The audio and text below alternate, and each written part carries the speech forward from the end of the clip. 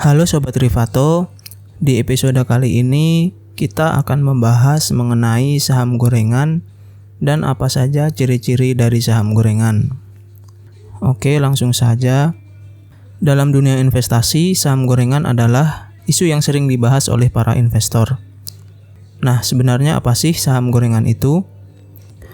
Saham gorengan adalah saham perusahaan yang kenaikan nilainya di luar kebiasaan karena pergerakannya direkayasa oleh pelaku pasar dengan tujuan tertentu. Umumnya saham gorengan berlaku pada saham lapis kedua dan lapis ketiga. Hal ini disebabkan karena mayoritas saham lapis kedua dan lapis ketiga memiliki jumlah investor yang lebih sedikit daripada saham lapis pertama atau saham-saham big cap.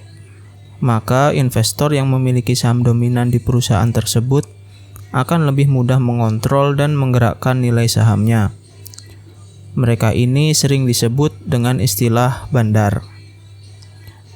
Oh ya, sebenarnya kegiatan penggorengan saham juga bisa dilakukan pada saham-saham lapis pertama. Namun hal tersebut jarang terjadi karena akan lebih susah menggerakkan harga sahamnya. Cara kerja saham gorengan cukup sederhana. Biasanya bandar menebar analisa, sentimen atau isu-isu bohong yang berkaitan dengan kinerja perusahaan atau industri usahanya. Kemudian, mereka membuat target pembelian saham palsu agar terkesan banyak investor tertarik dengan saham tersebut. Hasilnya adalah harga saham tersebut akan semakin tinggi dan banyak investor, terutama investor retail, mulai melirik harga atau saham itu. Jika ada banyak investor lain yang tertarik dengan saham tersebut, maka bandar akan segera menjualnya dengan harga jual yang tentu saja sudah lebih tinggi daripada saat mereka membeli saham tersebut. Setelah dijual oleh bandar, saham tersebut tidak lagi liquid, sedangkan sudah banyak investor yang terlanjur masuk dalam investasi saham tersebut. Akhirnya akan banyak investor yang nyangkut di saham tersebut. Ada beberapa hal yang bisa kita lihat untuk menganalisis apakah sebuah saham dikategorikan sebagai saham gorengan atau bukan. Yang pertama, ada di daftar Unusual Market Activity atau UMA. Jika BEI melihat adanya perubahan harga yang signifikan pada suatu saham, BEI akan memasukkannya ke dalam daftar Unusual Market Activity. Namun tidak semua saham yang ada di daftar Unusual Market Activity termasuk saham gorengan. Daftar tersebut hanya berguna untuk memberikan informasi dan peringatan kepada investor agar berhati-hati dengan saham-saham tersebut. Ciri yang kedua, volume dan nilai transaksi harian tidak wajar.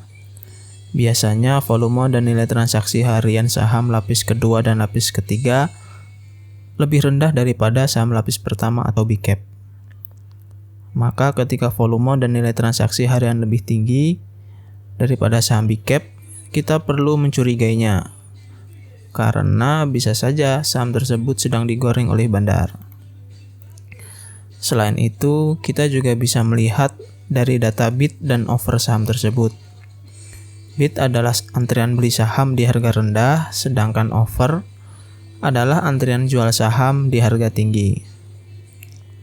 Biasanya saham gorengan memiliki transaksi dalam jumlah besar, namun posisi bid dan offernya relatif kecil atau tipis.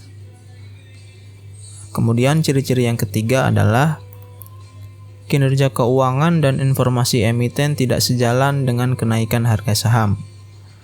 Misalkan ketika kinerja keuangan perusahaan turun, tetapi harga sahamnya justru naik tinggi, tentu ini perlu diwaspadai. Seharusnya kinerja perusahaan juga sejalan dengan harga saham saat itu. Jika kinerja perusahaan membaik, maka harga saham cenderung akan naik. Dan begitu pun sebaliknya, ketika kinerja perusahaan memburuk, maka harga sahamnya pun cenderung akan turun. Nah, itu dia beberapa ciri-ciri dari saham gorengan. Semoga bisa menambah ilmu buat Sobat Rivato semua ya. Oke, sekian dulu episode kali ini. Sampai ketemu di episode selanjutnya.